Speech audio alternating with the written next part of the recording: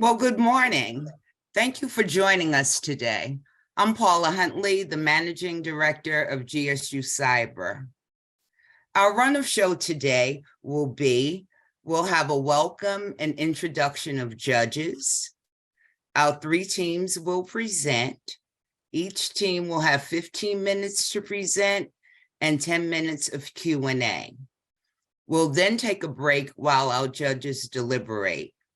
And finally, we'll have our closeout awards ceremony. At this time, I'd like to introduce Dr. Janae Evergen, GSU Faculty Director. Janae. Thank you, Paula. Well, good morning, all. It's an exciting day. We're at the final round of the GSU-CIBER 2023 IB case competition. It's the 11th one. So this is, as you all know, this is an annual event where students from different universities compete against trying to solve a real-world business problem. And the activity being funded by Department of Education has the goal of mounting global competitiveness.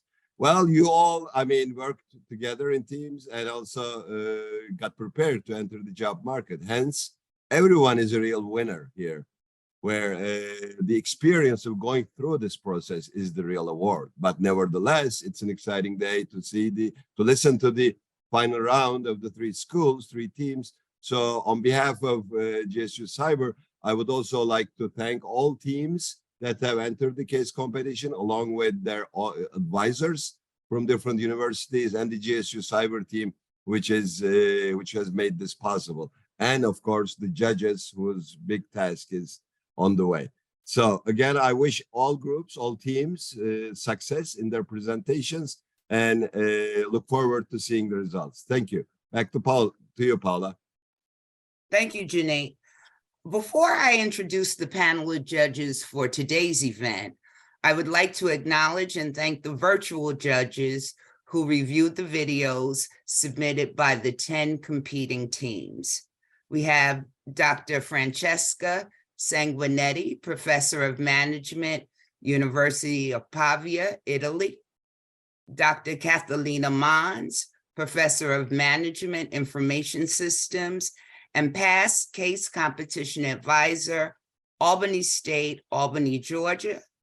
Dr. Asun Kahraman, Professor of Economics, Manisia Sela, Beylar University in Turkey. Pinar Bayabek, Professor of Marketing at Yozdi Technical University in Turkey. And Marky Jones, member of CIBER's Minority Serving Institution Consortium and professor at Loyola Marymount University, Los Angeles, California. Our panel of judges for today are Mr. Christopher Johnson, CPA, U.S. Internal Revenue Service, Dr. Sarah Koo, Professor of Sustainability and International Business, Loyola University, Chicago, Illinois. Dr. Danny Lanier, Sr., past participant advisor and retired professor, Tuskegee University, Tuskegee, Alabama. Dr. Elizabeth Napier, Professor of Marketing and International Business, University of Toledo, Toledo, Ohio. And Mr. Trevor Williams, International Consultant and Managing Editor, Global Atlanta, Atlanta, Georgia. I'd like to turn the program now over to Jamaica.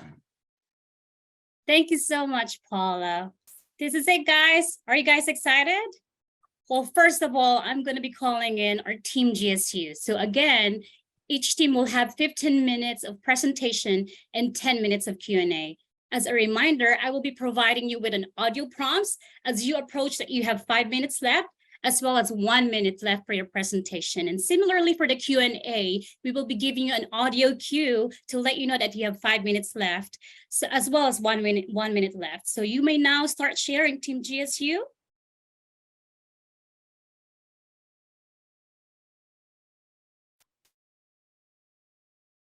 Let's be prepared. Hold on a second.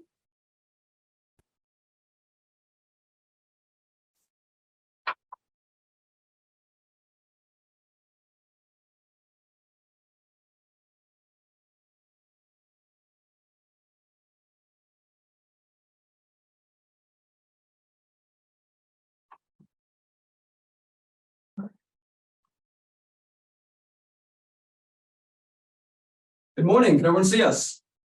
Yes, we can see you. If you don't mind, I'm moving on your left side. So we can see you. There you go. There you go. Slide? Yeah. Everybody looks good. Okay. Are you guys ready, or would you like me to give you about a few more minutes or something? I think we do it. Yeah, sounds great. You guys All right, ready? we're ready. Okay, go ahead. Good morning, judges, and thank you so much for being here with us today. Today, we are here to present you Stora Enso's Corporate Social Responsibility Strategic Initiative proposed by our team. My name is Morgan Blackman. I'm serving as the CEO of KAP Consulting Firm. Good morning. My name is Ryan Aspinall. I'm the Chief Operating Officer. Good morning. I am Bobby Vanderwall, and I'm the Chief Marketing Officer of KAP Consulting Firm. To start off, we're going to set the agenda. First things first, we're going to talk about the company background and then move into the values, missions, and goals. We'll define the key terms that really frame this case and inform it, and then talk about the case dilemmas. That will be followed by our plans to progress, as well as the unveiling of our strategic initiative, and then finally ending with the return on impact. Why is this case important? So now let's talk a little about the background. Stora Enso was founded in 1998 through a merger and acquisition. They are notorious for being a market leader in the production of international renewable materials such as industrial packaging, paper, retail, pharmaceutical products, and cosmetics. With over 21,000 employees and having its headquarters in Finland, they have worked to create a reputation for themselves toward a greener, more sustainable, and eco-friendlier brand worldwide. So let's talk about KAP's values, mission, and goals. So for our mission, we believe in helping our clients achieve an advantage as a market leader in an eco-friendly sector. For our mission, we want to achieve sustainable initiatives through committed and resourceful guidance. And our goals include successful and strategic outcomes provided through integrity and efficiency. So what are our key terms? What are the things that we want to know before getting into this case analysis?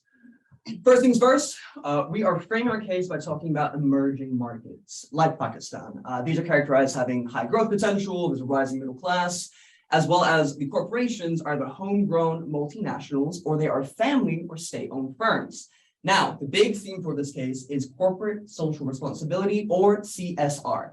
So broadly, this is the integration of social and environmental concerns into business operations. And the way that we measure that is through the triple bottom approach that we'll be using at the end. And last but not least, we're talking about corporate reputation. How do people think about your business? And this idea is very closely tied in with corporate social responsibility. And Bob's going to talk about our case dilemma. So let's talk about the case dilemma. So the main dilemma that Stora Enso faced in this case was child labor in Pakistan. So they did want to expand, but before they expanded, they received a consultancy report showing high likeliness of child labor, which they ignored and proceeded. They proceeded to expand into Pakistan, completely ignored this dilemma. They were publicly criticized, and this caused their corporate reputation to completely deteriorate. Now, Stora Enso obviously did not have a code, and they did not have any company values to align with. This meant that their CSR goals were far from effective. So our problem statement is Stora Enso's incautious expansion into Pakistan has led the company to be faced with CSR dilemmas that can be combated by a considerate and precise strategy.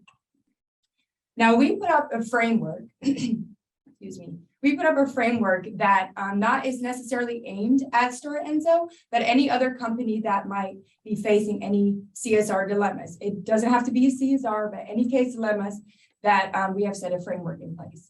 So the first step is to recognize the problem. We can't ignore it. So Stora Enso is a perfect example of what happens when you ignore a dilemma.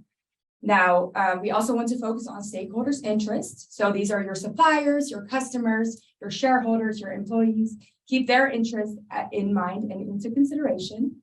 Then suggest an alternative solution, especially when dealing with an ethical dilemma. Fourth point is to create a plan. You want to communicate, brainstorm, listen to your colleagues and get on the same page, especially when you're in a management position. And then once you're ready, execute the plan and take action. So what is our plan to progress? So Melinda Gates, in her book called The Moment of Lift, stated, understand human needs to deliver solutions to people. So to build reputation back up, Stora Enso is providing education in Pakistan and supporting schools. They're partnering with Save the Children and organizations such as the International Labor Organization, all to combat child labor. Now, our efforts will build on these programs, but instead of just aiding communities in emerging markets, we want to go above and beyond to exceed the expected obligations. Usually companies don't do this, but we want to exceed the obligations. So especially regarding emerging markets. Now I want to get Morgan to introduce our strategy. Now, I'm sure we've all come across the infamous kids at play sign at one point or another in our lives. We've either seen it as we realize we're driving frantically through a neighborhood, or it's something as simple as saying that's been imprinted into our brains. When kids are at play, we are subconsciously taught to not cause any harm or disruption to that. But unfortunately, many kids worldwide do not get to live along this empathic reality because many children do quite the opposite. They work, which is why we've incorporated our strategic initiatives to mimic the same abbreviations, KAP. Our strategy unveiling video supports the portrayal of kids at play and not at work. Therefore, our strategy we created adopt the same representation of the action we hope to see companies taking to achieve that as well.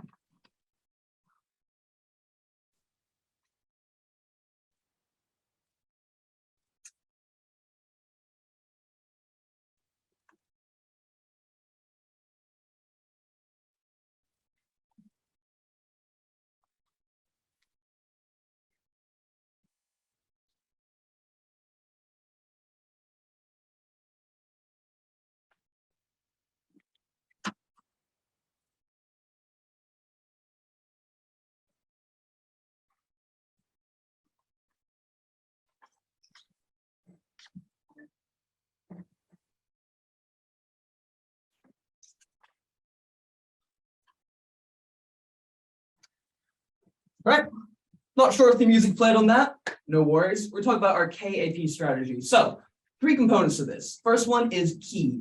What are the keys to long-term sustainability for corporations when they're developing their strategies? The second is accountability. How do we hold firm leadership responsible for business development and make sure that they have enough eyes on their practices?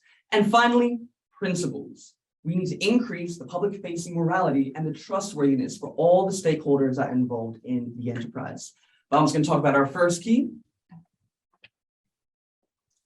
So the first element of the KAP strategy is the key elements. There are 3 factors that fall under this: communication, performance indicators, and organizational activities. So communication is key. We always have to remember that. Stora Enso is the perfect example of poor communication. So there was no alignment with management. They were ignoring dilemmas and executing plans without proper consideration. Now, moving on to performance indicators. So there are 3 main sustainable development goals that we align with that the United Nations has set in place. So this is decent work and economic growth, reduced inequalities, and quality education, which will move us on to the organizational activities. So there are 2 programs that we want to implement. The first program is to fund higher education through scholarships and grants. Now, Stora Enso is providing education, but why not take it a step further? Let's fund higher education through scholarships and grants and give these children a chance. Now, statistics show that every increase of level of education a child has, the child labor declines by 3.7%. Now, the second program we want to implement is to fund the women's involvement in the communities and educational organizations. Now, you might ask, why just women? Why not everyone? Because 90% of the mothers in Pakistan are uneducated. This will cause their daughters to follow them with their foot in society, which increases the chances of girls within child labor. Therefore, we really want to involve these women in the community as well as educational programs. Now I'm going to move it on to Ryan, who's going to talk about accountability. Thank you, Bob. So who's keeping track of all of this? How do we make sure that when these companies implement these programs that the right practices are taking place? Well, 3 ways. First, you have to recognize your opportunities for growth. There needs to be the transparency in the adversity when things do go wrong, and there needs to be actionable and targeted leadership assurance. Pardon me, so back to the slide. So there are three ways that NGOs can help with accountability. The first one is that they can collect data and information. Now, this is very important. NGOs are very good at going onto the ground to places where misjustice or misdeeds are happening and gathering the raw information. Now, because of that, the second way they help is that they can directly assist the affected populations. And then finally, on a much larger, broader perspective, they can campaign and lobby for change in different countries. So here we have 4 NGOs that can help. The Ethical Trading Initiative, which is a coalition of companies and NGOs that kind of watch for different practices to make sure they're ethical. We have Save the Children, whose goal is its name. To save 5 minutes. Thank you. To save the children, make sure they're being looked after. We have Amnesty International, which does a lot of international lobbying and activism. And then the Human Rights Watch, which does much of the same. So what is our plan? We want companies to open up their books to NGOs and allow them to vet these companies, gather information and data about their practices and what they're doing for production and distribution, and then make that information public and transparent for internal and external stakeholders. Part of the issue with Store Enzo is that some people in the company didn't quite know what was going on, and the ones who didn't talk about it, and their external stakeholders didn't know. By doing this and allowing NGOs to go in and do this legwork and gain this information, everyone in the process is going to know what's going on. And this is going to increase both their corporate social responsibility, as well as their corporate reputation. You want to be known as being honest and transparent in your business practices, and this is the way to do it. And we're going to move to Morgan to talk about principles. Thank you, Ryan. And lastly, our principles are defined by how we're able to increase morale and trustworthiness towards stakeholders worldwide. We have defined our principles by focusing on the mission and values, compliancy with the International Labor Organization, and serving as a leader toward ethical, human rights, and philanthropic responsibilities. As Bobbin mentioned earlier, we believe a key driver to organizational activities are the continuous commitment toward funding secondary and higher level education. We believe in providing an even greater commitment toward women, children, and families around the world who have been impacted by child labor. Store Enzo's mission and values are to lead and do what's right, work toward a more sustainable future, and to ensure they are having a working responsibility within their operations. They are committed to respecting local regulations, focusing on human rights, and on-the-ground investments in communities where they operate. Therefore, our principles will ensure the following guidelines are consistently being met by the assurance of committed leadership. Because Store Enzo is also partnered with the International Labor Organization, the commitment to ensuring compliancy with the ILO regulations, specifically in the context of the effective abolition to child labor, is critical. Additionally, their newly added amendment in 2022 is to ensure a safe and healthy working environment. All of these aspects really give a detailed synopsis of how our principles within our KAP strategy will truly yield an amazing return on impact. And here we have data from UNICEF displaying the regional population of child labor from kids ages 5 to 17. In the world's poorest countries, more than 1 in 5 children are engaged in work potentially harmful to their health. This is why we believe investing resources within our initiatives will help globally combat the issue of compromised physical, mental, social, and educational developmental delays within children. Store Enzo is also partnered with the Save the Children initiative in order to strategize their operations and help the world that they have been serving in. Their 2021 annual report outlines the millions of people's lives who have been affected by child labor. This report shows the quality education children will be gaining, the meals to impoverish children, and helping mothers have access to more improved nutrition. This really goes to show how education really does have an intergenerational impact on child labor. And now we're going to pass it out to Ryan to talk about the return on impact. Great. Thanks so much. We have about a minute and a half left, perfect amount of time. So how do we frame this? How do we measure this? We want to use the triple bottom line approach when it relates to corporate social responsibility. What do we care about? We care about people, we care about the planet, and truly, we also care about profit. By adapting these practices, we can effectively address all 3 sectors of the triple bottom line approach. And by doing so, we can not only increase our corporate social responsibility, we can also improve our corporate reputation. If we look after our people, if we look after the planet, and if we are effectively doing these business practices and being successful with it, that is a beacon of light and hope for other companies to adopt these practices and to do the same thing. Now, finally, This QR code here is actually a direct link to the original video that we published. So if you forget anything that we talked about, if you want to review something when you're deliberating, please feel free to use this QR code. And finally, if you have any questions. Thank you so much, Team GSU, for the wonderful presentation. And now, if we're ready, we'll be moving on with our Q&A.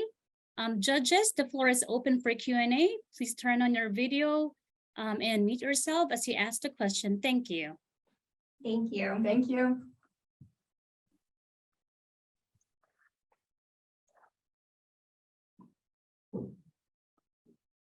I guess who wants All to right, can y'all?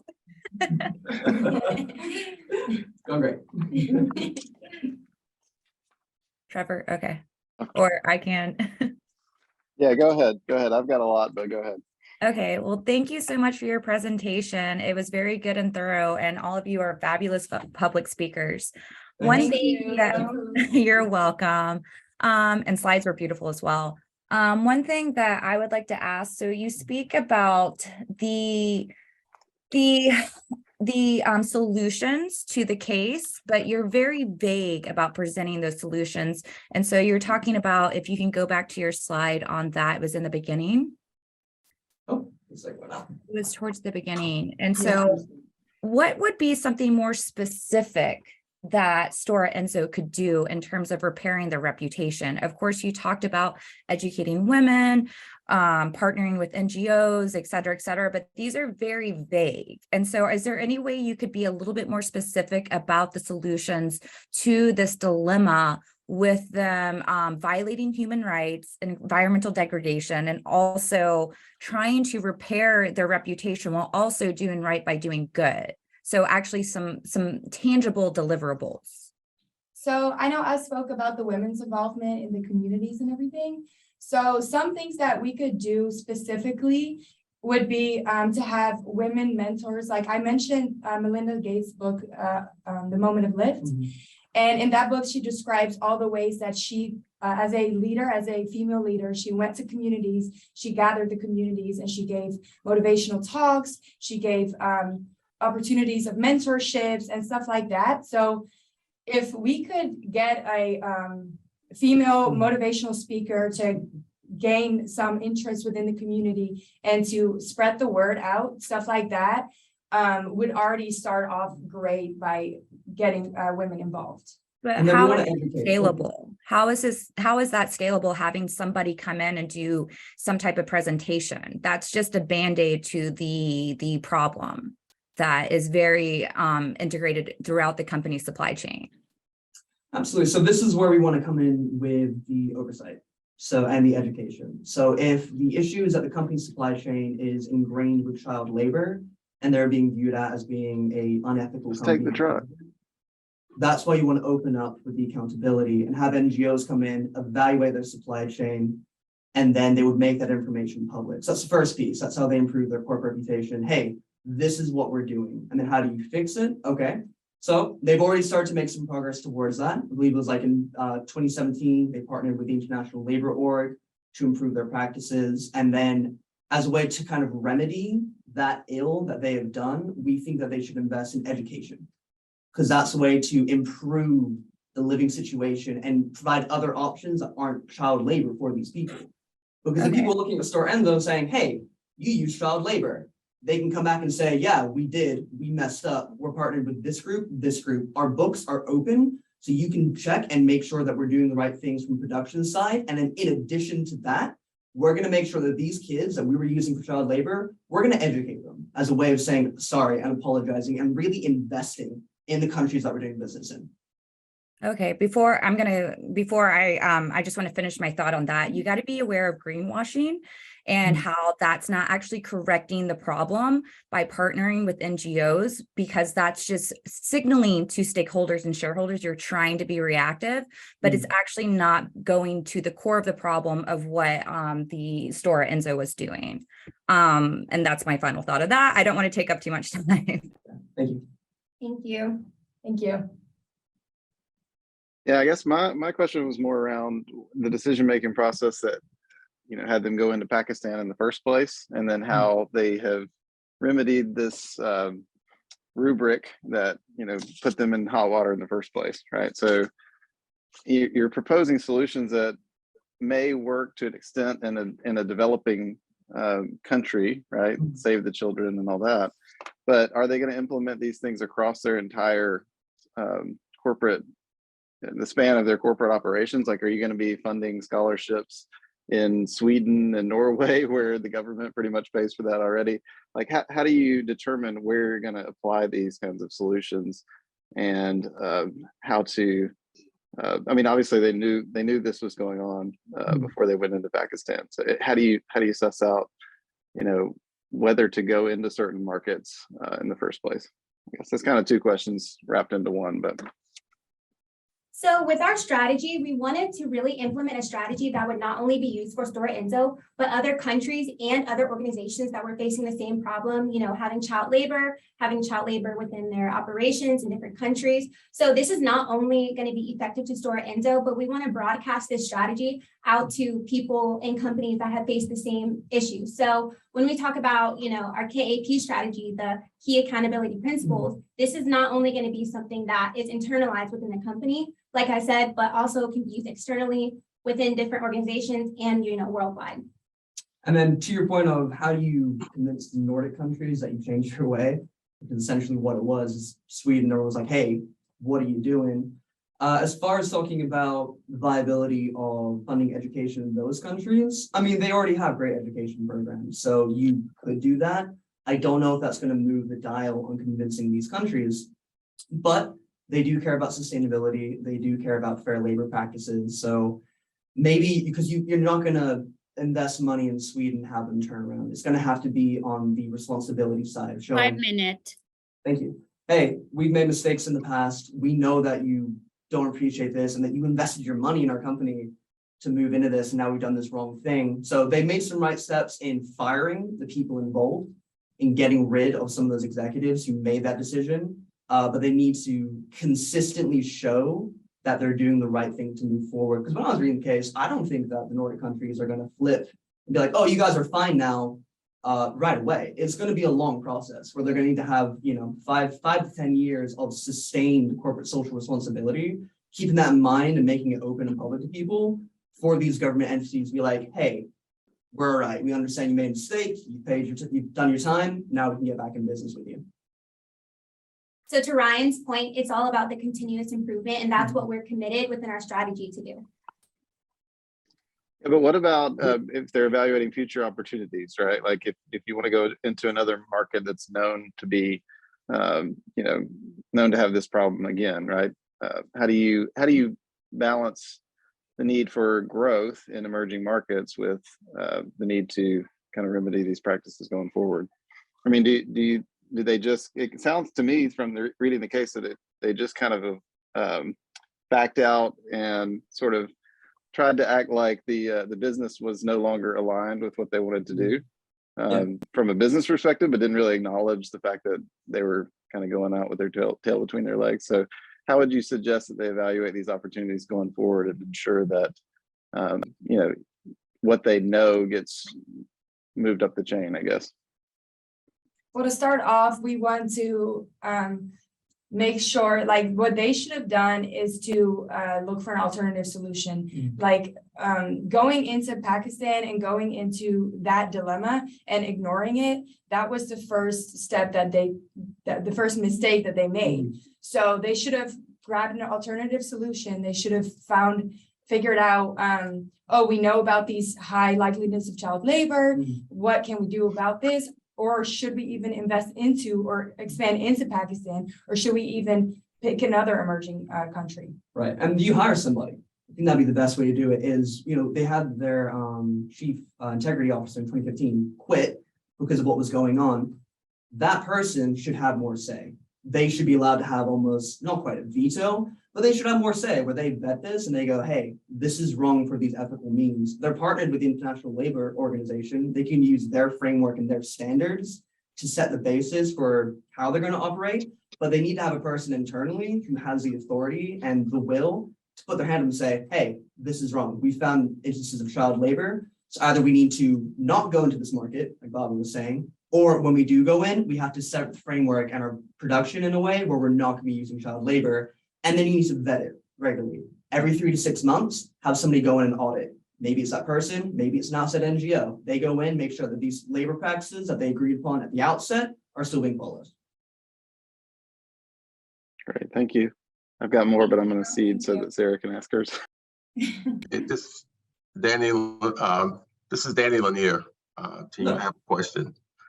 What do you think was the most important lesson learned in this case? We know that it had to do with child labor and used by the suppliers. But what would you say was the most important lesson learned? If you were going to be in charge of an operation that had the possibility of being in the same dilemma, what would you do different in terms of your approach? 1 minute. Thank you so much for your question. So, Brian, if you don't mind advancing to the accountability slide. Absolutely. So, to your point, I think the first step is accountability. Not all firms are going to be perfect. There are going to be, mistakes that happen within companies, and it's inevitable. So I think being able to take that ownership and that leadership is really what's going to help a company stand out versus, shying away from the problem, which is what Store Enzo did initially. They tried to hide their consultancy report. They tried to hide that the CEO knew about the practices of child labor. So I really feel like, in any company, in any organization, when there are mishaps and when, things do get spread to the public, the first thing that they need to do is take the accountability. And I feel like that's what Store Enzo failed to do. And that's what we're trying to implement so that companies can do that when they are faced with adversity. Thank you. Thank you. Thank you so much, everyone. Whew, that was tight. Ooh, it's time. Isn't that quick? Yeah. Well, thank you so much. Thank you so much, guys. You did an awesome job, and thank you to our judges. And if you don't have any more questions anymore out here, We can do one real quick if you like. I'm happy to. giving you a chance. We're still Sarah? Yes. okay. I'll ask a question. Sure. But thank y'all. Great presentation. I have some similar concerns as what my fellow judges have already brought up in terms of, it seemed like y'all sort of answered your own question in the sense of having a lack of if there's the integrity officer wasn't able to sort of implement changes, that really speaks to a lot more structural issues of the company. And so like, it's easy to say, hey, just be more accountable, but that's part of the problem is that there aren't structures in place in that company to be able to support that. And so, yes, you can partner with NGOs, but that's really very much a Band-Aid situation in that they would have to voluntarily then agree to let the NGOs audit them on a regular basis and voluntarily share that information and actually be honest with what they're sharing. And so, not having structural issues in place, structural changes happen is really a critical component to this, because also if you're going and doing educational programs in communities where you've obviously shown that you're not, that the company is not very trustworthy in what they're doing, how would you get that community to then trust you just by simply offering an educational program? Why would they then decide that like, oh, yeah, now we trust you with our kids? Like, what? That's not, that's probably going to be a hard sell to happen real quickly, especially if there's no, very systemic and structural changes that are done within the company that's completely within the company's control, rather than just sort of relying on these other aspects or sort of these programs that are not quite dealing with the root causes of the problem with structural and systemic changes. And so I was just curious if there were, I think what Dr. Napier was trying to get at was some specific things that the company could do themselves within the organization to help make sure that this doesn't happen again. And so I think that was what, if you could speak to that, if there's anything that y'all can think of in terms of structural changes. I'll give you guys a minute if you don't mind. Thank you. Yeah. Yeah, I mean, we were reading through the case, they made some structural changes. Some people got fired, brought some new people in, but kind of specific what they can do. They could adopt or they could change some of their practices and make it more open. I think one of the things they did was they actually now have a section on like their website of corporate social responsibility, corporate reputation, and that. So that's like a very thing they put out in public, like, hey, here's what we're doing. Internally, they got to have some structure. They need to work with some people who know about this and set up some procedures where it's like, hey, here is our, for lack of a better term, here's our operations ethics person. We're going to have their role. They're going to be trained. They're going to go in and they're going to vet all of our procedures on a rotating basis.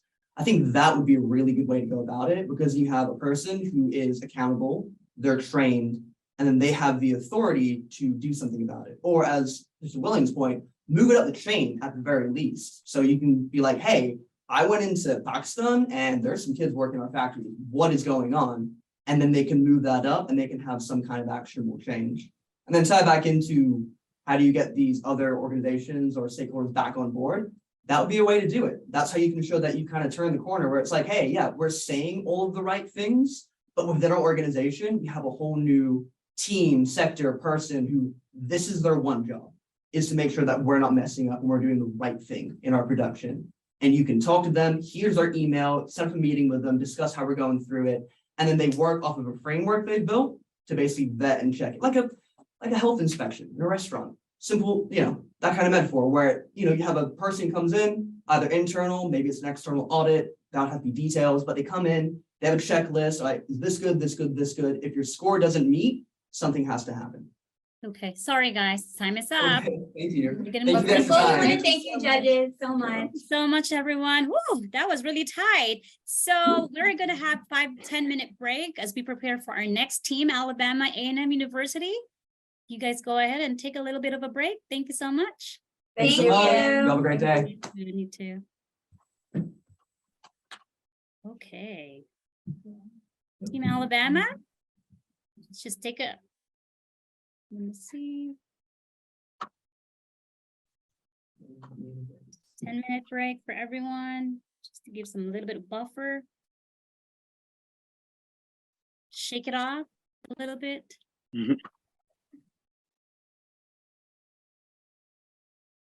Good morning. We are the Alabama Agricultural and Mechanical University Case Study Competition Team.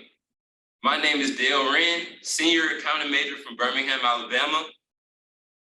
I'm December Green, a junior accounting major from Monroeville, Alabama. I'm Ashanti Henderson, a junior accounting major from Birmingham, Alabama. I'm Devin McCoomer, a senior accounting major from Atlanta, Georgia. We will discuss the importance of corporate reputation in emerging markets.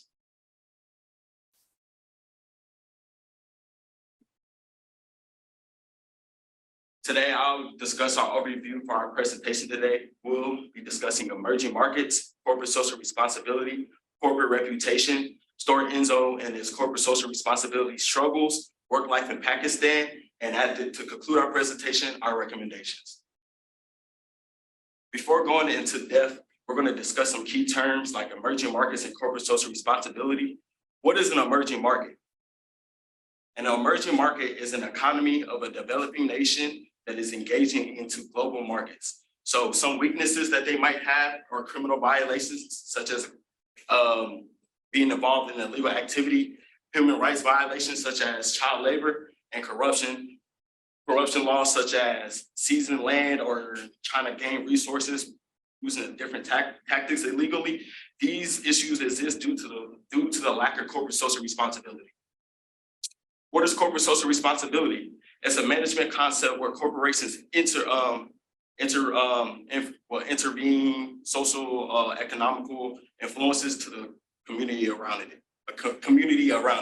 So some things corporate social responsibilities will have is economic responsibilities, such as donating to charity, environmental responsibilities, using sustainable resources, and ethical responsibilities, having fair treatment and having transparencies for shareholders and consumers. So corporate social responsibility in emerging markets factors the results in the absence of corporate social responsibility in emerging markets. These threats include low economic development, poor governance in the environment. Even though some issues in emerging markets are overlooked, it's important for corporations to practice corporate social responsibilities because those same issues can ruin their reputation. Why does a company's reputation matter? Well, a company's reputation can affect potential and current investors, stock price performance, and strategic alliances and partnerships. These are the factors that influence a company's reputation. corporate social responsibility, communication policy and practices, management philosophy and ethics, strong safety policies and practices, and quality of products and services. While we are on the topic of corporate reputation, we will take a look at Storenzo and how their negligence of social responsibility negatively impacted them. Storenzo is a multinational corporation with many ventures around the world, and they are based in Finland. They are mostly known for their renewable materials and consider themselves to be an eco-friendly establishment.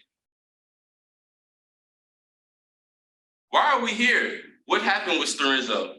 Well, in 2012, Storenzo initiated a joint venture with Packages Limited in Pakistan, in which they acquired 35% of that company. In 2013, Storenzo received a report that identified the risk of child labor practices in Pakistan. The internal report was published by a Swedish business magazine. Unfortunately, Storenzo proceeded with the joint venture without any risk mitigation and management plans. The key issues affecting Storenzo's corporate reputation are as follows: corruption and environmental crimes in Brazil, the illegal seizure of land from Chinese farmers, and of course the straw that broke the camel's back, the mishandling of over 600 cases of child labor practices. Why was their reputation put at risk? Well, it started with the release of their external consultancy report. This exposed their knowledge of negative social dilemmas. These key issues impacted Storenzo in ways that resulted in a $19 million loss, the decline in financial capital, the erosion of investors' trust, and the resignation of the Vice President of Global Responsibility. Next, we will have Ashanti discuss the importance of work life in Pakistan and how it impacted Storenzo. Now that we had an overview of Storenzo. Sorry, y'all, we can't see the women. Y'all have to maybe switch places or something. Yeah, this one. Thanks. Oh, Oh, no, now it's following you. No, you all may want to be in the same frame. Yeah, or maybe I'll get in the same frame because it's following you now, guys. There. Okay, good. There you go. All right, now that we had an overview of Storenzo and the impact that it's had on Pakistan, I would like to discuss the work environment in Pakistan. The work environment in Pakistan, child labor practices are actually common and very normal. We've done research and understood that there are many factors that actually results in Storenzo's basically wanting to take advantage of the emerging market in Pakistan, such as there being job shortages, minimum or no government regulations, weak corporate governance, and even little to no production standards. And then also we did extra research and found out that many children that are labored in Pakistan are actually refugees from Afghanistan. We were able to interview a Pakistan native, Imana Wasim, to give her insights of what she thinks about Storenzo and its child labor practices. We asked her questions such as, what is her opinion on child labor practices in plants like Storenzo? Then we asked her, do you think your views on this topic will be affected from her relocation to the US? And even the fact that, what are Pakistan's work standards? Let's take a look and see what she has to say. It is very common for children between ages 10 to 17 to work at plants, and not just in factories, they also work in other fields as well, like in farming and in domestic labor. There are a lot of children employed all over Pakistan. I don't know if the relocation to the US had an effect on my views on this topic, because in my family we employed children even for domestic help, and I have seen a lot of people around me, they didn't feel the same way. As in any third world country, we don't have concrete rules and regulations surrounding corporate structure and the jobs that people are doing. Only the jobs that are in professional sector, like the doctors, engineers, they have a set of rules and regulations. But for regular people, the blue collar jobs that are in Pakistan, they don't have. The companies are not governed by a lot of rules and regulations, and they can take advantage of people that they're employing. which I think is what that is something that makes labor cheaper in Pakistan and attracts international companies. All right, now that we heard from Ms. Wasim, we can get an understanding that the factors that I mentioned are actually very true and accurate based off her understanding as being a native in Pakistan. Now that although Pakistan is very common with having child labor, many Pakistan citizens and citizens of other developed countries such as Finland and Sweden disagree and would like to implement change. Now we'll have December give us an overview of avoiding and taking action when dealing with CSR dilemmas with multinational corporations. It is very common. Before we discuss global corporate social responsibility, I'd like to discuss the importance of non-governmental organizations, NGOs. NGOs are non-governmental organizations that like to focus on things like human rights, feeding the poor, things like that. A well-known NGO in Pakistan is the Habib Foundation. They are dedicated their efforts, expertise, and resources to facilitate the vulnerable members of society. Multinational corporations' actions when entering emerging markets. First, they should evaluate the situation, identify what happened, when it happened, where it happened, how it happened, and why. They should develop new managerial and leadership strategies. They should be mindful of certain topics that can be triggering to the public. They should ensure prompt response to repair damaged reputation. That can be as far as making a code of conduct, educational funding, strategic partnerships, practice accountability. They should also effectively provide a plan to resolve these issues. And they should also strategize and execute those issues immediately. When doing that, they should not wait. They should take action and let their stakeholders know that they're active and they are ready to effectively eliminate the situation. 5 minutes. How can multinational corporations avoid corporate social responsibility dilemmas? They can improve labor relation policies. They can participate in international labor relation councils. They can conduct employee satisfaction surveys. They can have strategic alliances like NGOs. They can donate and fund education in low income and emerging markets.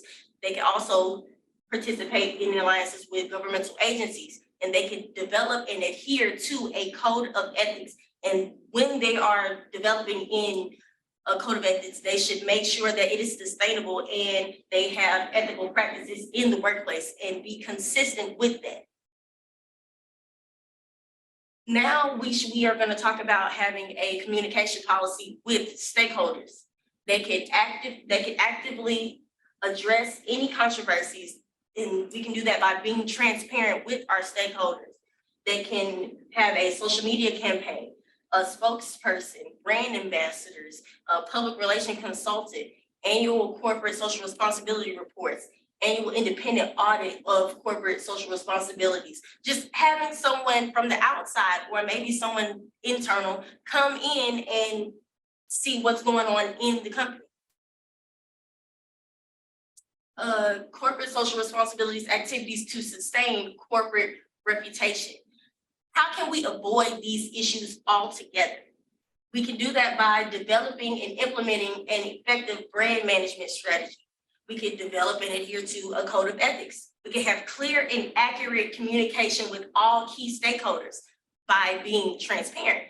We can exercise due diligence prior to entering new ventures, studying these new ventures, knowing what the risks are, and just basically trying to see what's a good idea, what's not a good idea. Thoroughly assess how ethical or unethical a decision is before making it. We can implement an ongoing risk management policy and practice.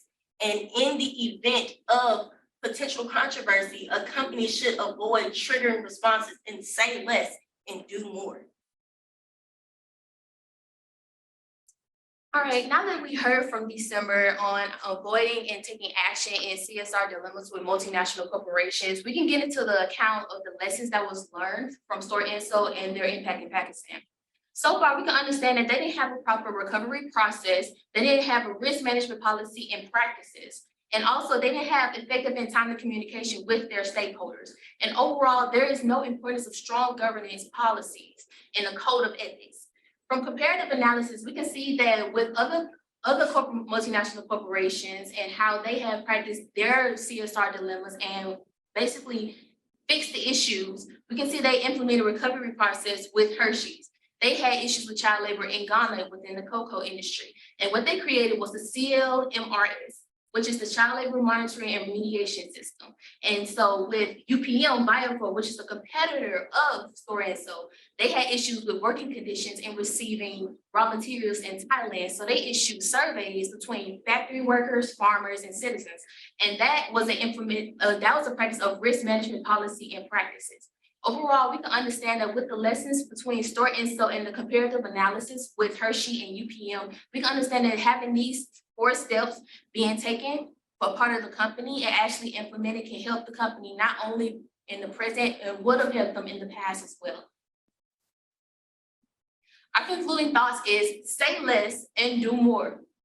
So by partnering with governments and NGOs, with avoiding delaying tactics to fix their damaged reputations, and then observing data of other multinational corporations, such as comparative analysis. 1 minute. Gain accept, and then also gaining acceptance through inputs such as the Pakistan interview with Imran Wasim.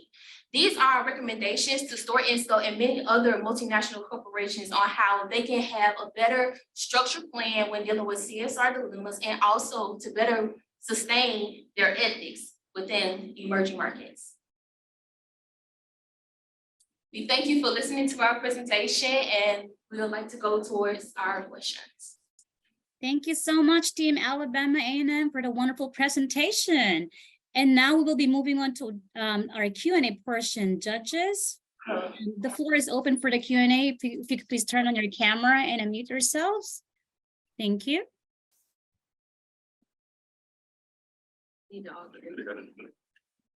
Oh, there you go. It's a little down. Yeah, there you go.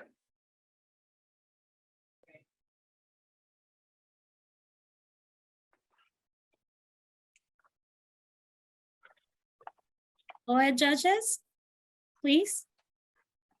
Okay, I'll jump in first. This is Danny Lanier. I think you did a great job there with the presentation team.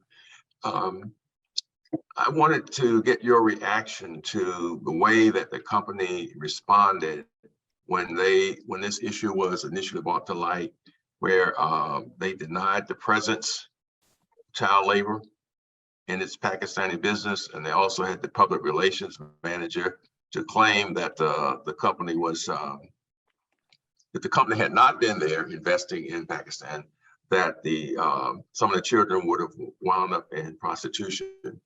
What is your reaction to their action in those two situations? I would say our reaction to them, knowing they received a consultancy report, knowing that there was child labor in 2012, and they still are proceeding with their production in Pakistan. I will say that was a very big mistake overall. I will say our reaction is kind of surprising because the thing is, since it's an emerging market, yes, it's understood that there is no real standard governance and regulations when it comes to dealing with corporations. And I know that in Finland and Sweden, majority of the corporations there have a set guideline and rules. So it's kind of surprising they didn't try to implement the same practices in their own home country, in other countries as well. And then also to take into the account of the response to the publishing of their practices, saying that they would have resulted to prostitution. I feel as though that was also a big mistake, and honestly, it could have been fixed in a better way if they simply would have did the research and looked into the practices, such as finding out from the citizens that it's actually completely normal and there's actually a lack of jobs, and they could have implemented more strategies to rebuild or build a better foundation for children overall if they were going to continue practicing business in Pakistan. Overall, I will say they could have had a better response than the prostitution. They could have came back saying there were job shortages or that there are actually many children that are in labor in Pakistan, and it's actually pretty normal within the country overall. They could have just simply had a better strategy and implement a better practice. So just a quick follow-up. Would you agree that denial and blaming the victim are two lousy strategies? Yes. Yes. How do we have to do? Thank you. Good morning. This is Chris Johnson. Can you hear me okay? I was going to say, if you could speak up a little bit more, you sound a little muffled. Okay, what about now? Okay. Is that a little better? Okay, thank you. Thank you so much for the presentation. I really enjoyed it. From a CSR and financial standpoint, I think we all agree that this endeavor wasn't the greatest idea. If I'm a potential investor, how could you convince me that this was in fact a mistake and not intentional exploitation? I feel like the first thing that they should have done was take accountability of what they've done. Take accountability. They've already miscommunicated with their stakeholders and their investors. So the best thing that they could have done was take accountability and B, take action immediately instead of waiting over time to finally implement certain things. Like by taking action immediately, they would have let their investors know that they're working actively and they're present in trying to make sure that the company, well, the investors feel safe in their investment. And to piggyback off of December, I would like to highlight Storenzo's action in which they didn't wait, and they waited until everything went down. And Storenzo, they had enough time to act. They had enough time to act. They just, in emerging markets, it's easy to get away with a lot of things because some things are acceptable. Just because some things are acceptable in that market does not mean that it's ethical, and it does not mean that it's right. So they felt as though they could have gotten away with it, but it came back in the end and shattered their reputation. I'm going to jump in right now. So I really enjoyed your presentation, and I think that you did a really good job in looking at outside perspectives, especially with the interview that you conducted. So one thing I want to ask to clarify, because it was a little difficult to hear the interview, it's just because of technology, but in doing those interviews, how did that change your course of research? What did you exactly extrapolate or even get inspired for in proposing solutions? And again, I really like your passion and all of that. So if you could just say that, give me a little bit more information about that process. All right, so when I conducted the interview, from our understanding based off the research, we didn't think, I will say for one, we didn't think about like where the children came from, or we didn't think about like the impacts on the children from resulting situations and political situations. So I ended up finding out when I did the interview with Ms. Wasim that as a result from the Afghanistan war, many of the children were refugees in Pakistan. 5 minutes. From Afghanistan. Thank you. So understanding overall that like our perspective overall of everything, such as like the job shortages, we found out through the video of job shortages, not many work options are available to citizens. And then we also found out within the interview that many of the children are already practicing collecting waste, which is what Storenzo was practicing with them, having them collect waste to make their reducible products, their materials and such from waste. And so overall, you can understand they have a standing in like helping the environment, but they didn't think about the hazardous practices for the children. Even though they were already doing that, come to find out that many children were actually collecting waste and selling it to the vendors individually, and also that it was understood that the plants didn't actually employ them as employees. They would simply just approach a vendor and then sell the waste to them and take the money, and that was it. It was just a one-time transaction. It wasn't as if they was actually there or like they were employed with that company. All right, wonderful. Thank you for your response. Great. Yeah, I was just going to make a quick comment. I would caution about painting with too broad a brush in emerging markets and saying that things, practices are acceptable or there's no legal system, et cetera, because that can get you into just as much trouble as as what they did. I mean, I'm sure there's certain areas, particularly you interviewed someone from Karachi, which is one of the biggest cities in Pakistan, a country of 220 million people, right? So one of the most populated countries in the world. And so, you can potentially get a skewed view, even if you're doing, going outside in a commendable way to get great information outside of the confines of the case, which I really do think is a great job that I have not seen a lot of teams do over the process of this. So I really appreciate that you did that and thought that that was really great. But just cautionary, like don't think every emerging market is the same, the legal system's the same, et cetera. They're all going to be different. And there's probably some government affairs work that could have been done, right, to ensure that at least you're aligned with what the Pakistani government's trying to do on child labor. So that's one comment. My question is, do you think that the financial repercussions of this mishap or this miscommunication were really all that bad? And were they, how do you evaluate that, right? They lost $19 million when they backed out. Their annual sales are 10 billion. So it's almost as if Say Less, kind of keeping it quiet kind of worked for them in a way. I don't know, when you look at financial, from a financial perspective, but how do you weigh that against the reputational damage that they've had over the years? 1 minute. I would say based off the reports, the annual reports between 2013 to 2015, it was kind of hard to find the annual reports for 2014. I did look at their sales. It didn't seem like there was a big drop in sales. The $19 million loss was from investments alone. So when I looked at the sales and the stats and everything, it kind of seemed kind of leveled.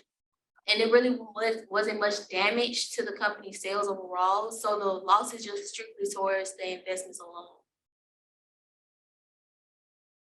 So yeah, I do believe them being quiet, saying less and doing more did kind of benefit them in that. So how do you incentivize them to actually implement some of these audits and due diligence and practices when, the financial punishment that they faced wasn't too bad? Can you repeat the question one more time?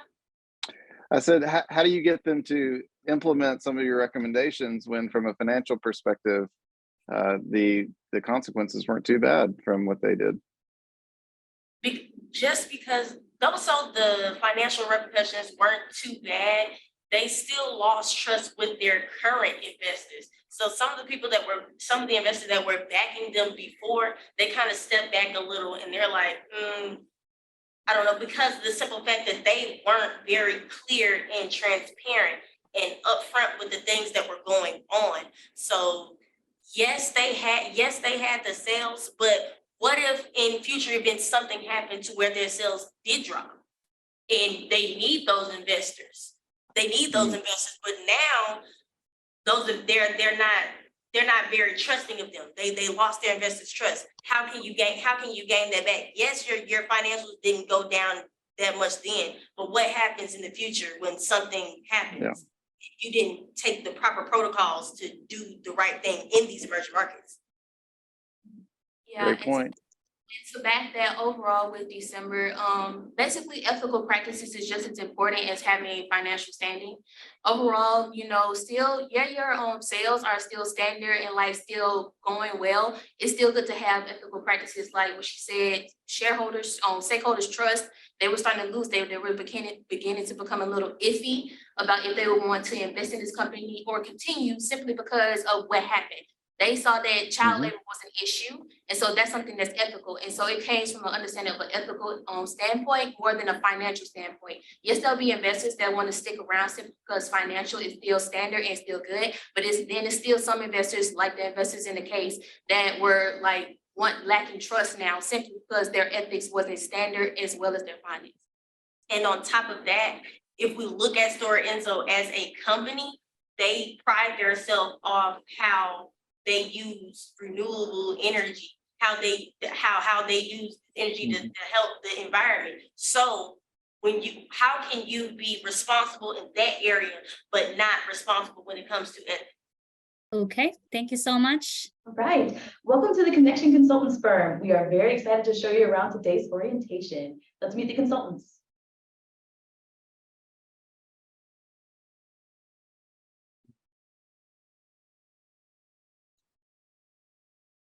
Slight technical difficulty, let's go. Greetings, I am Cole Johnson, a third year business administration finance concentration scholar from Jacksonville, Florida. Greetings, I am Cameron Napoli, a third year business management concentration, also from Jacksonville, Florida. Greetings, my name is Bryce Brown, a third year business administration student with a marketing concentration from St. Petersburg, Florida. All righty. Here is our itinerary for today. First, we're going to analyze an example company of Stora Enso, exploring what they've done in becoming a multinational organization versus what we would recommend for a company branching outside of their domestic market. On to Cole. Thank you, Cameron. So this is a brief overview of Stora Enso's history as a business. Of course, so Stora Enso is a multinational corporation and they produce paper, packaging materials, biomaterials, and of course, wooden items. So this past year, Stora Enso had a revenue of 11.7 billion euros, which shows that they are a multinational corporation and they are in 35 countries and have over 26,000 employees. So Stora Enso did have a negative past venture in China, which was when they were accused of seizing land from Chinese farmers through threats. And this is just a brief overview of Pakistan's profile before Stora Enso entered in. So Pakistan has 12.5 million children within their child labor force. And this equates to 20% of children between the ages of 10 and 17 in their labor force. And Stora Enso did a consultancy report in 2012 before they even entered Pakistan. And this showed that there was a risk of this and that they probably should not have gone into this. Over to you, Bryce. So now, just to give some history of Stora Enso in Pakistan. In the beginning of 2012, Stora Enso announced that they were now going to be looking to move outside of their borders into new foreign markets in South America and Asia. And later in 2012, they announced that they were going to be investing into Pakistan. And between the years of 2012 and 2013, like Cole mentioned before, Stora Enso did conduct a country screening that highlighted their issues of child labor, but chose to ignore them and continue to partner with the Balenciaga company. And between 2013 and 2014, due to their prior issues in China, a Swedish magazine named Veckans Afrar kept a close eye to Pakistan, and Stora Enso's relationship, which resulted in them on March 6th of 2014, running a story that exposed Stora Enso's child labor issues in Pakistan. And after this story ran, we would have expected Stora Enso to react something similar to how Tylenol reacted with their issues when they had issues with people dying from their medicine, being very transparent, doing the due diligence and having great ethical leadership. But instead, Stora Enso reacted in a way very out of the way that we would expect them to, which means that the company only admitted to one case of child labor and continued to say that without them being in that market, the children would have been engaging into prostitution. And after this made Stora Enso as a company look very bad, and to sort of build back their image within the eyes of other corporations nationally, they partnered with the ILO to promote decent work and combat child labor in Pakistan. But as you can see, in 2017, the relationship didn't work that well, and resulted in Stora Enso divesting its 35% share in the Balenciaga packaging company, resulting in a 19 million euro loss. And now let me hand it over to Karen. All right, going into our golden rules, these golden rules need to be based into any company's core values. This is going to make a solid foundation when you're going into a new country to make sure there are no possible human rights abuses, and if there are, the best way to proceed about them. First is transparency. As we've seen with our research through Tylenol, they had a very, very good source or very good instance of transparency. They were straightforward with what happened. They didn't make any excuses. They didn't try to cover anything up. They were direct and got straight to action, which improved their PR and kept our trust even today, even though it was a couple of years ago. Next is due diligence. With your transparency, you need to act upon it. After admitting to your mistake, you need to do your due diligence, correcting that mishap and ensuring it doesn't happen again. And finally, you need ethical leadership to ensure the first two rules are strongly enforced, encouraged, embraced, and that you're able to improve the country you're going into. You want to have a relationship with them. You don't want to just benefit off of cheap labor and natural resources. Both parties need to improve and benefit from becoming into this market. Next, back to Bryce for our steps to success. So now for our steps to success. These are steps that we think any multinational corporation entering a new foreign market should follow in order for them to truly be able to be, in order for it to truly be able to be a great relationship between the two.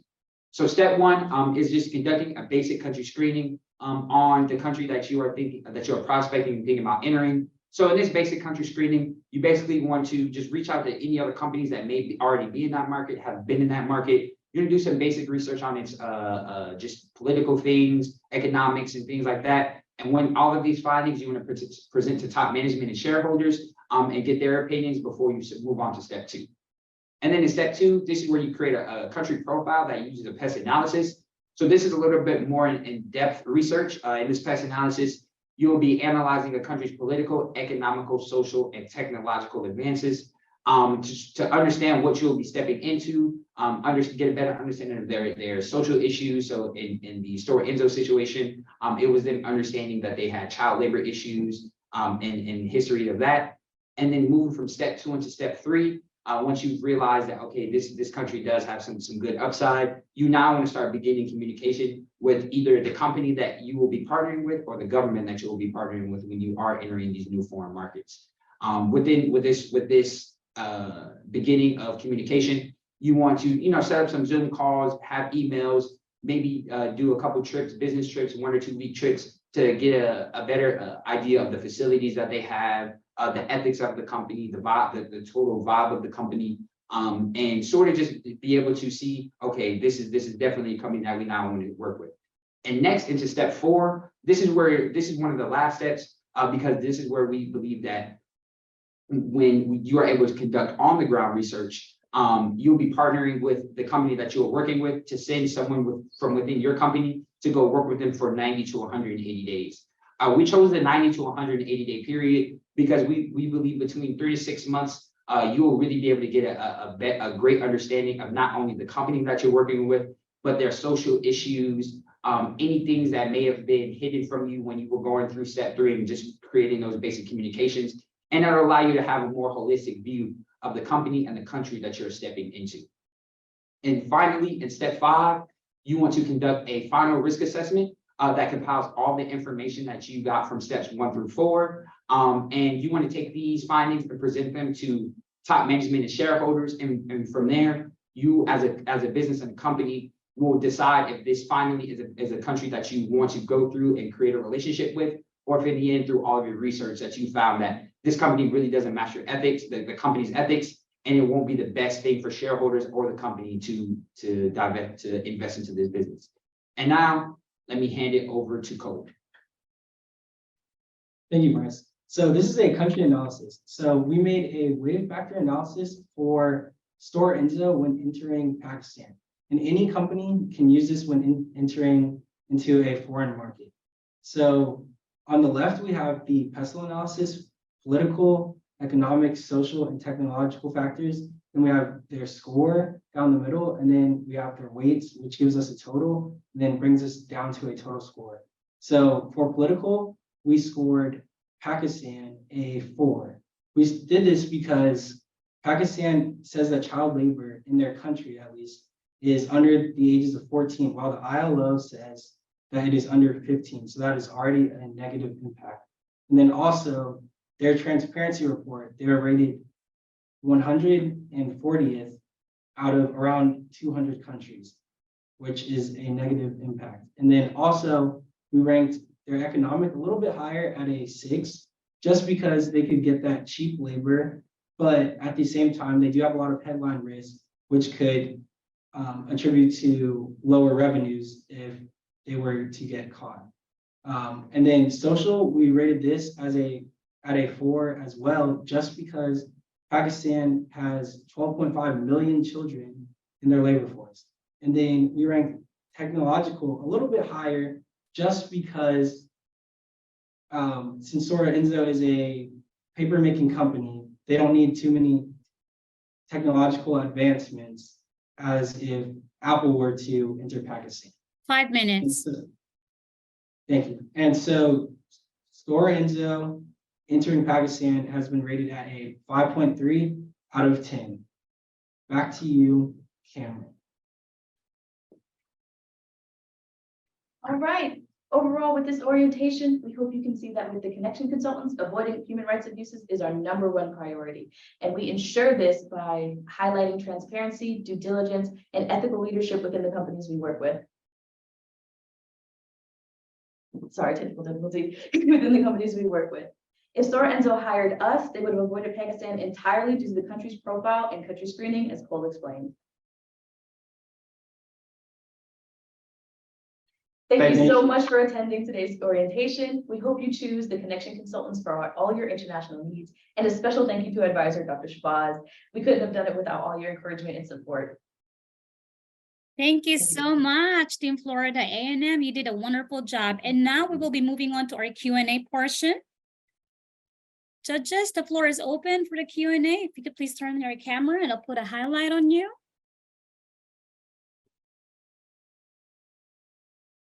One second. Hello, great job, team. I was curious. First off, I like that y'all emphasize leadership as something that was a key factor to focus on for some change. A question that I have though is in terms of your country screenings, I was curious. I know you had some different categories of economic and social and technological, things like that. I was curious how you would incorporate cultural differences into that screening, because there's different sort of expectations, there's different norms, there's different policies, things like that for different cultures. And so I'm curious how you would factor that into your screening. I think for us, this is where we say that in our country analysis, they're all weighted differently. So it's really just dependent on, the business and the country that they're going into. When it comes to cultural differences, it's one of those things that's sometimes a little bit difficult to be able to weight due to like we said in Pakistan, with their label being a 14, labor being under 14, being acceptable in their country, but in America, it's sort of like a 15. It's from 15 and below. It's sort of just that cultural difference is sometimes tough to weight. But for us, we think that it's just dependent on the company and what you're looking for in the company, and sort of the ethics and the beliefs of your company, and sort of matching those with the country that you want to go into. So it's sort of just a case-by-case basis. Could you explain the Tylenol situation and why y'all chose that as a comparative example? I was wondering the same thing. All right, so with Tylenol, it was with the Tylenol murders, I'm sure we all know of, but it was very serious, and they took everything off of the shelves immediately, and they took it on the chin. They took the blame. They didn't go to anyone else. They didn't make any excuses. As with, Stora Enso, they immediately said, well, if we weren't here, they would be prostitutes. Tylenol was a very good example of that transparency we mentioned, and they were able to admit to their mistake and immediately work on it. So I think, we still use Tylenol today. Nobody thinks of Tylenol. When you're going to the store, you take a Tylenol. There's no, oh, well, they had this scandal back in the day. You might not want to take them. You might not trust them. You might not want to give them your business, which some might think for Stora Enso in their prostitution comments, Tylenol were able to do the right thing and move past it swiftly. Yeah, I guess I just wonder how applicable that is given the different industry, different time, right? 40 something, 50 years ago. I don't know how long ago it is, 40 years ago. And then also, thinking about where the responsibility lies in a certain case, right? Like, so in that case, from what I surmise, it wasn't necessarily Tylenol that was doing the nefarious action, right? So maybe it was easier for them to take ownership of an action on that situation, position themselves as an ally to solve the problem, versus with Store Enzo, it would have required admitting that they had lacked the oversight in the whole operation. So I was just curious about that choice. Okay, so I'm going to go. So I did like your pyramid where you have ethical leadership as one of the most important aspects for solving this social and ethical dilemma. But I'm going to challenge you a little bit. So how do you define ethics and how do you operationalize ethical leadership? And then I also want you to include in your response, how would you enforce ethics from a home country or a host country? Because it's a very fuzzy, somewhat hard to measure, hard to enforce, and what different cultures think is ethical or not ethical.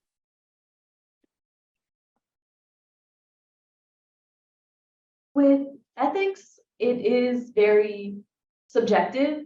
So ethical leadership, it means, not putting profits above people, because when you are coming into a new country, you need to prioritize, making a relationship with somebody and embracing growth on both parties, instead of, I can go into this country, take advantage of their cheap labor, and I'm going to make my profit. I don't care about what happens to them. Or even environmentally friendly. I know this country has a lot of oil. I'm going to take it. I don't care about the environmental repercussions. And could you repeat the second part you wanted me to include in the question? Yes, and I love that definition of ethics of not putting profits over people, but it's somewhat hard when you're talking about multinational enterprises and how to adhere to either host country ethics. So this would be Pakistan, or home country. So how do you navigate those type of politics and somewhat fuzzy ways of doing business? No problem. So with that, we would direct towards the country analysis, as we said, as a case-by-case basis, assessing the company and the country they are going into. So with that match and with that number, if the score is higher, it's more likely to be less issues. But if the score is lower, say if Store Enzo really wanted to go into Pakistan, even though their score was very low, they would have to work something out with the organizations within Pakistan, or even the political systems within Pakistan, to see what they could do to come to an agreement. Maybe there was a war going on or something happened to that. A lot of the adults in the country were off or were not unable to work, and they needed child labor in order to continue their economy. They could work out something with Pakistan and publish it straightforward. Like, we are working with Pakistan, we are employing minors, but this is why, this is what they'll be doing, and this is how we are protecting them from being abused.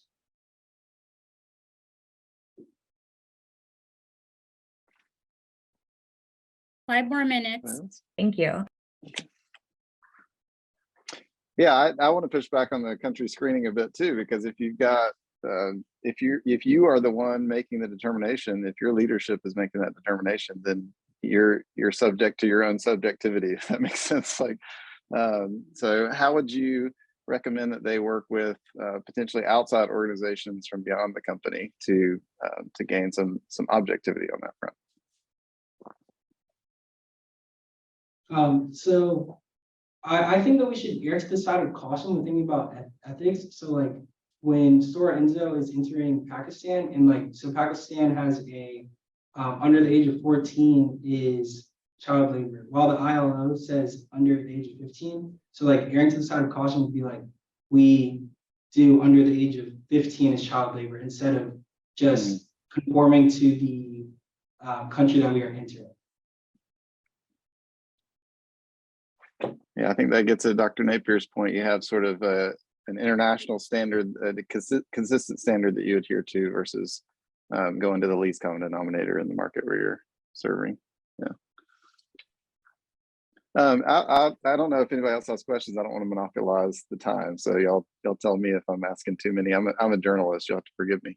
Go ahead.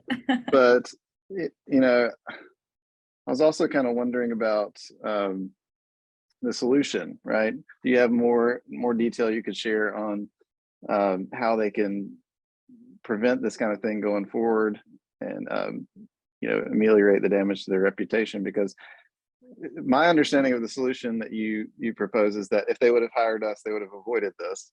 But in the case, it says they did know about the problem, right, before they went into the market. So what structural changes need to happen in order for them to take these the knowledge that they have to heart and actually act on it in an appropriate way. I think that actually goes to point to Cam's slide with the pyramid, with the bottom being ethical leadership.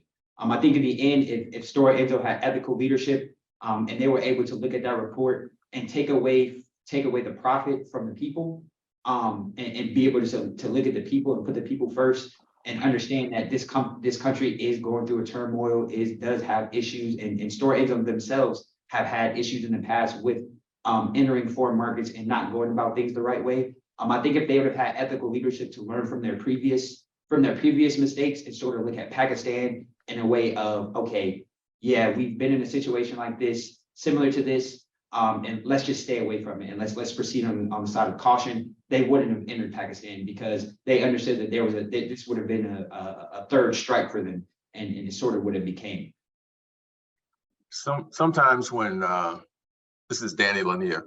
Sometimes when holding people accountable, it involves termination.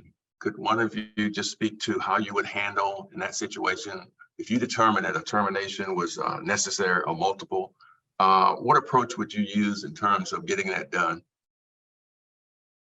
I believe from a termination standpoint, when you are able to present somebody with, I know termination is sometimes a tough task to do, but if somebody has a history of not doing the right thing and has a history of ignoring the rules and not following ethical guidelines, I think at some point as a company, you sort of have to put the company first and sometimes put, it's tough to say, but put the feelings aside of a person who may have been with the company for 10 or 15 years, because at the end of the day, that person isn't doing what they need to do.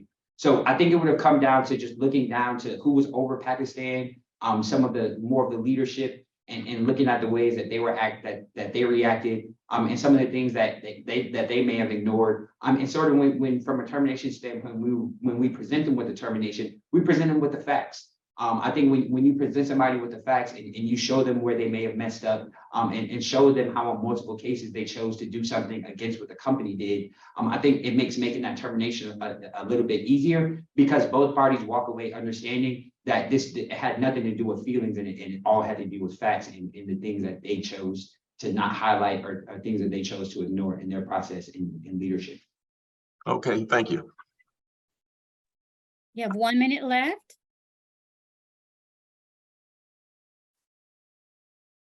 No one? Okay. Thank you so much. Go ahead. Sorry. Go ahead. I'm sorry. This is Chris Johnson. Yeah, just digging further into like solutions itself. When you make leadership changes, usually the people at the grassroots level, they don't see those people. So I guess in that particular market, what exactly would you all implement to just better the situation as a whole? Could you repeat that question for us one more time? It was a little fuzzy.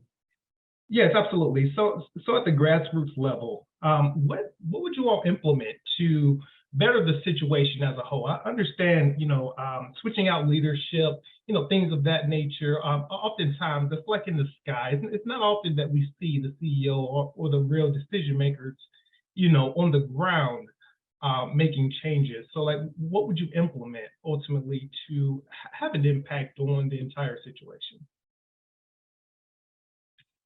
I don't know.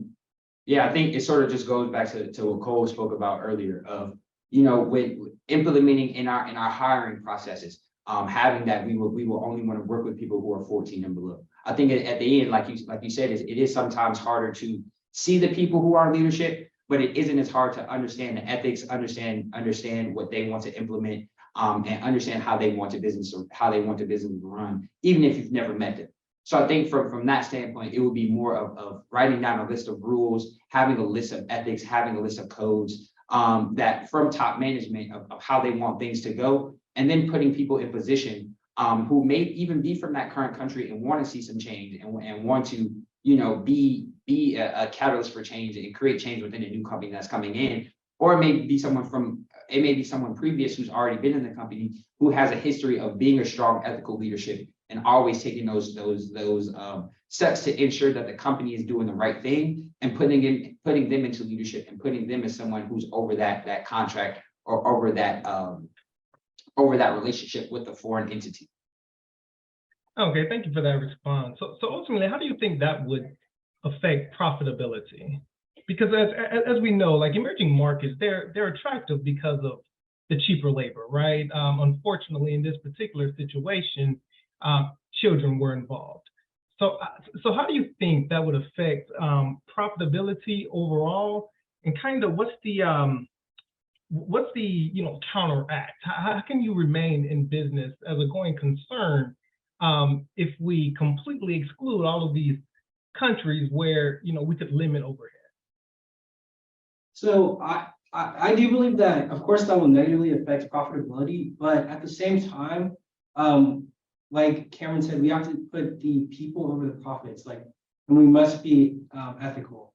Of course, it's going to be a detriment to the profitability, but when entering a foreign market, if we use that weighted factor analysis that was on the company analysis slide, then we can rank them, and then we can also have there is economic in there as well. So while that will negatively affect profitability over the long term, I think that it would positively affect profitability just because of the large headline risk when working with underage workers. To add to the answer Cole gave, it'll also help with the long-term profitability with the public. Because if I see that a company is actively working with someone or actively working with a country and they're both profiting, nobody's taking advantage of anybody, or if a mistake does arise, they're instantly on it and they're instantly making everything better. I want to support them. I want to support them to support the company itself, to show that I approve of their ethics, and to, in turn support that country and, generate business with them.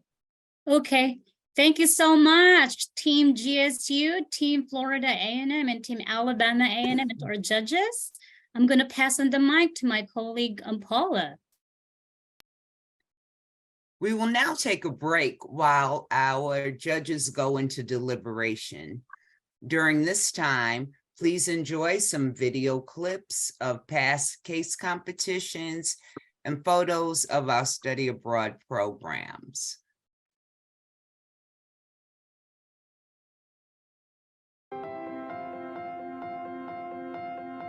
Once a year, a selected group of students get to participate in the CIBER International Business Case Competition.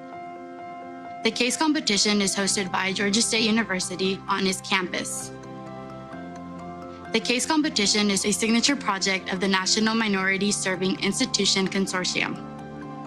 Institutions from across the country select a group of students to come and participate. Each team represents a student from a different institution as well as a different academic field. So I first learned about this case competition actually 2 years ago when 2 of my classmates participated. And when I found the opportunity opened up this year to Howard University students to attend from our school's advisor, I definitely wanted to make sure that I signed up. I found out through a friend. She's also participating in this case competition, and she just asked, is there anybody interested? We're looking for a diverse set of students with diverse majors. And I looked at it, I thought it was really cool because one thing that I've been really working on is just improving my case study skills. So I was like, I'm gonna sign up, I'm gonna come. I found out about the CIBER International Business Case Competition from a colleague. He actually runs our Center for International Business and approached me about bringing some students to this great competition. After researching what they provided and what they did for the students, I actually got intrigued and got a team together. The students had a fabulous time the first year, and now we're here every year. The teams are given a real-life world business example which they work on. They have until the end of the day to provide a solution for the next day's presentation. I think the most challenging aspect for me is working in a team of new people, but I also think that that is the most rewarding aspect from the standpoint of leveraging diversity of backgrounds, diversity of schools, and sort of diversity of thought. As an advisor, I am so excited to see my students bring all the synergy together with other teams and other schools. They have the ability to bring what they know, their knowledge of their classes, to the team. On the second day of the case competition, the students are to present in front of a group of judges and other students. The panel of judges includes business executives and faculty members from local universities. Students are judged based on their cultural insight, communication skills, and problem-solving abilities. What I really enjoyed throughout this case study is just like the different perspectives, the unique strategies that have like come about. So I thought that was like very, very cool. I've been learning different ways to approach like strategic problems, and I know this is all information that I can like take back with me. I think it helps them to grow professionally, personally, gives them confidence, as well as the fact that it gives them that true life experience that they need when they go out into the workplace and be workforce ready. I think it was great that they got a session on team building when they first got here. Again, that's something that's always great is when they go into the corporate space, or even as entrepreneurs, they're going to be working in a team or have a team around them. So I think that was great. I do believe this experience has benefited my students specifically. I want to get them acclimated with presenting information that they've researched, information that other people need to know. So I think that's going to benefit everybody. One major takeaway for me is looking at problems from different perspectives, being able to leverage the interdisciplinary approach that I've learned throughout my academic career. I really learned that you can do anything that you put your mind to, no matter how hard the challenge is, and that you can come together with a group of people that you've never met before and still achieve a common goal. The top 3 teams win cash prizes, and everybody goes home with a certificate of participation to recognize their efforts in the experience. I would definitely recommend this experience to other students. I think it's a great opportunity to meet new people and to network with different professionals. I would describe this case competition as a great opportunity for you to really learn and grow and really hone in on your presentation skills. I continue to be amazed by students and their ability to come in energetic, looking sharp, and well prepared. Was just really encouraging and really proud of them, all of the students. This was definitely a great learning opportunity, and it's also a very great networking experience, just learning from your peers across the globe. If you would like to know more about this activity, visit our website.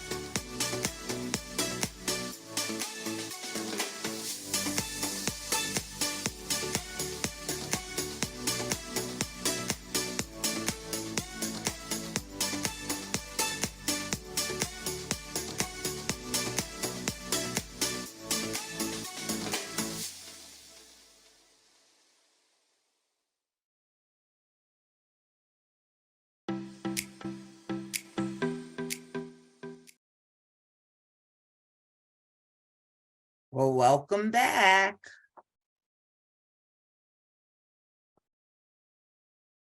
I'd like to give you a quick overview of the ceremony, the upcoming ceremony. We'll briefly talk about the monetary awards, the story behind the trophies, the announcement of the winners, and the closing remarks. The first place team will win $500 per student. The second place team, $350 per student. The third place team, $250 per student. All other participants will receive $100 each. I'd like to remind the advisors of our upcoming faculty development workshop in May. Please be on the lookout and register for that event. We would love to see you there.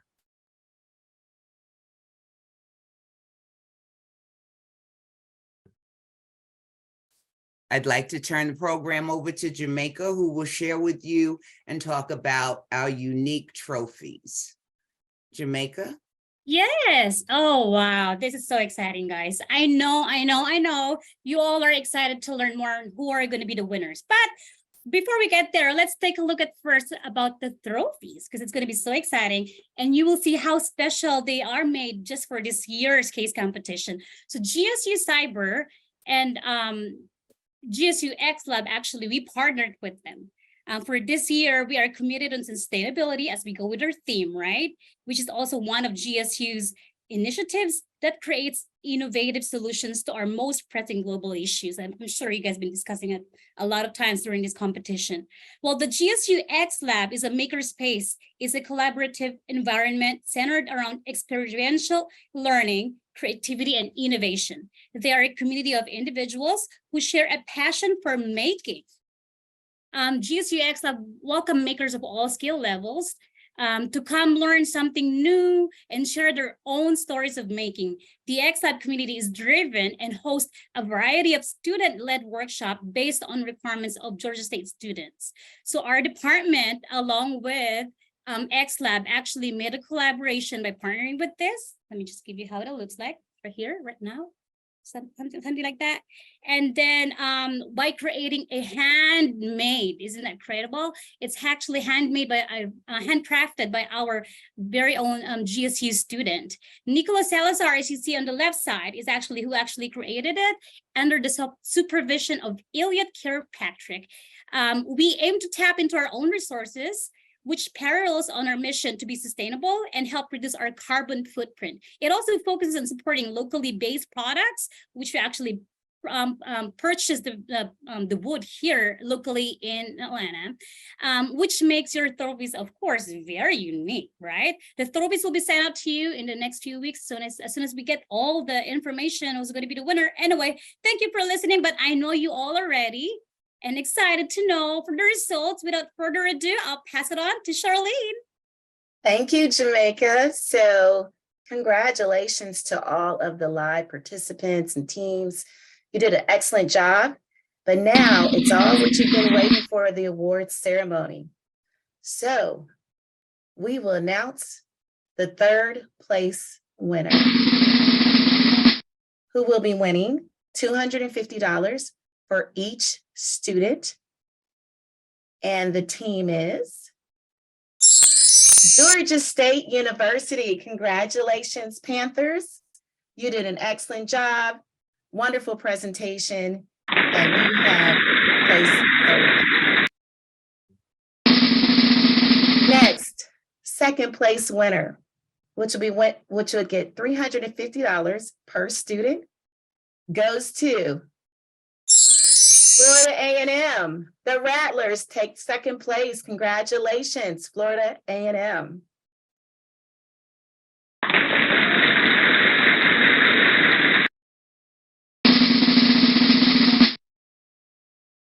And first place goes to, for $500 each student, Alabama A&M, the Bulldogs take it home first place. Congratulations, Alabama A&M. I would like to say congratulations to all the entire teams. So to recap, first place, Alabama A&M, second place, Florida A&M, and third place, Georgia State University. Congratulations. Paula? I'm so excited. I'm sitting here looking. I would like to thank all of the students and the advisors for their participation and hard work. I hope you found the experience enjoyable.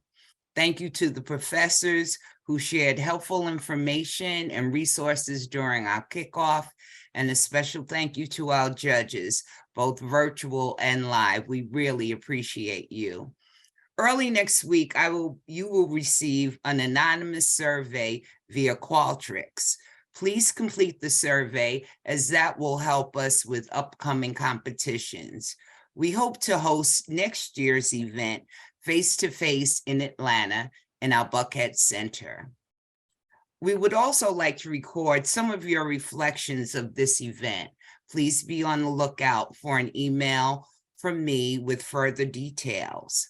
Finally, I would like to again thank my colleagues, Jamaica Villegas and Charlene Watkins, for their help in putting this competition together. Thank you so much, ladies. Thank you all for your. Have a great evening.